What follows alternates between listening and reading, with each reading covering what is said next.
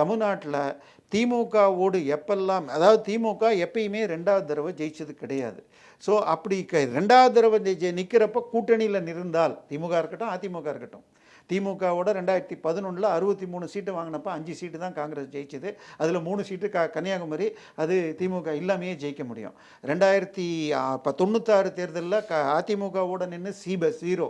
So எப்பெல்லாம் 2006 இது இந்த மாதிரி ஒரு தேர்தலில் எப்பெல்லாம் ஆளுங்கட்சியோட 2வது முறை கூட்டணி நின்னால் காங்கிரஸ் தோற்றிருக்கிறது. பலம் அதிகமாக வாங்கிறது, அது அடி வாங்கும்.